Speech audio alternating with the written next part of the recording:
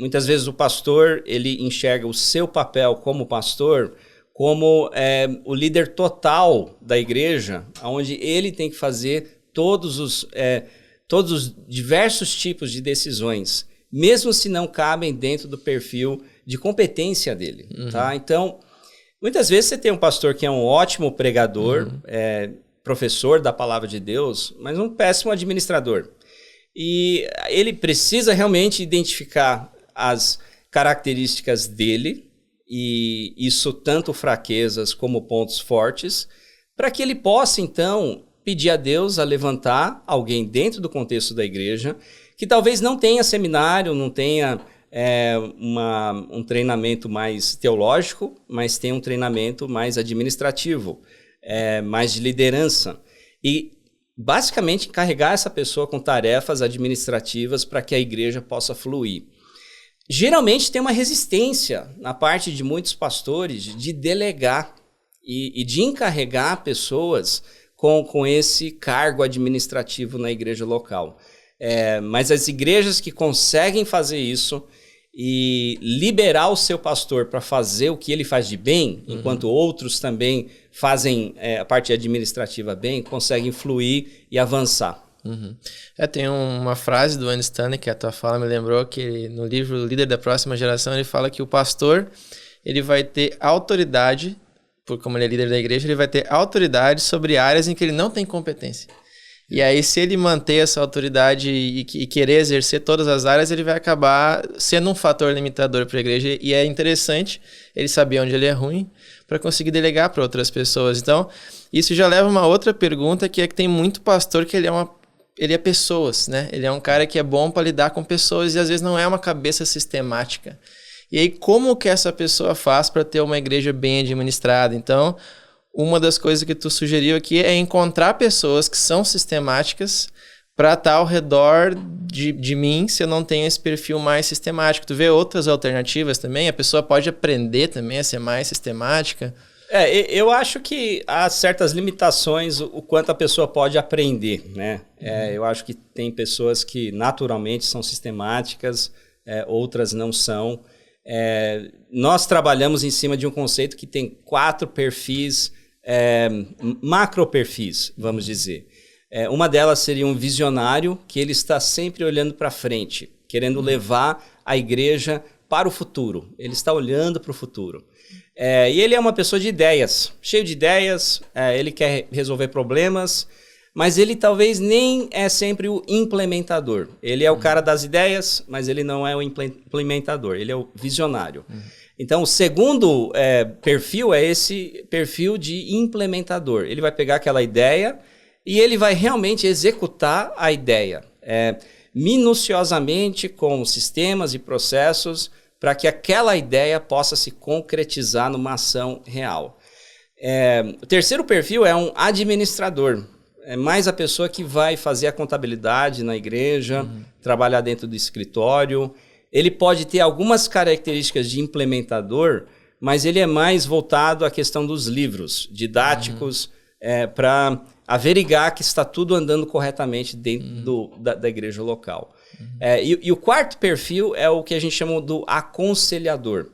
Ele é a pessoa que vai sentar com alguém e trabalhar um a um na vida de alguém, aconselhando ele biblicamente, ajudando ele a tomar passos na vida dele. Já é interessante que a tarefa administrativa, geralmente, para o visionário, o visionário não consegue, né, abraçar o que o administrador faz. E vice-versa também, né? Já o aconselhador, ele não consegue também implementar grandes ideias. Ele mais tem um aspecto, como você estava dizendo, relacional, né? Relacional. Pastores tendem a ser aconselhadores e implementadores. Geralmente falta esse aspecto visionário e administrativo. E é importante que eles consigam identificar pessoas dentro do contexto da igreja local para preencher esses outros vãos. Então, para a igreja avançar, ela tem que ter na sua administração esses 4 perfis. Se o pastor não incorpora... O pastor pode ter os 4 ou geralmente ele fica com 1 ou 2? Geralmente ele tem um ponto forte e ele tem um segundo que talvez ele consegue, de uma certa forma, ter uma competência naquilo, mas não é o ponto forte dele. Eu nunca vi alguém que tem essas 4 características. Né? Então, se tu for aconselhar alguém para se desenvolver como líder e avançar essa questão de ter uma igreja mais organizada, né, o que tu sugeriria de próximos passos? Assim, primeiro, eu identificaria o meu perfil, talvez, e aí depois eu construo em cima das minhas forças e acho pessoas para ir suprindo onde eu sou ruim. O que mais tu sugeriria de passos, assim, uma vez que eu comecei esse trajeto? Olha, eu acho que é tão importante a gente ter um autoconhecimento, né? E de quem nós somos. E é importante para que a gente saiba como deveríamos crescer e como que nós deveríamos avaliar o nosso próprio desempenho. Porque sem uma base mínima de uma dimensão de métricas pessoais, a gente não consegue desenvolver como líder. Então, eu dou um exemplo disso, né?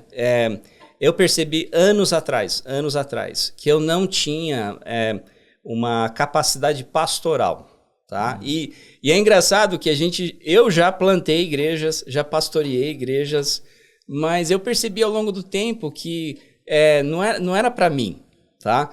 Agora, não quer dizer que eu não tinha um chamado ministerial, mas eu não tinha um chamado pastoral.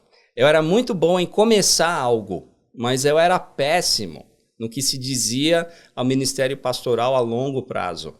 Então, eu aprendi que eu tinha que ter uma parceria com pessoas que tinham aquele dom para que a gente pudesse plantar igrejas de uma forma sadia e para que aquela igreja pudesse crescer e avançar, né? Então, para responder a sua pergunta, o autoconhecimento sempre nos leva a uma parceria com a pessoa que nos complementa, tá?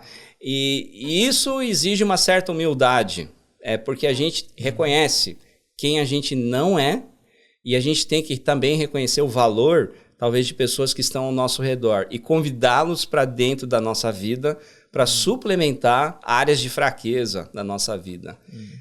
E eu acho que a terceira área, assim, que talvez ajudaria alguém a avançar busca alguém que está a 2 passos à frente de você, em qualquer área da sua vida.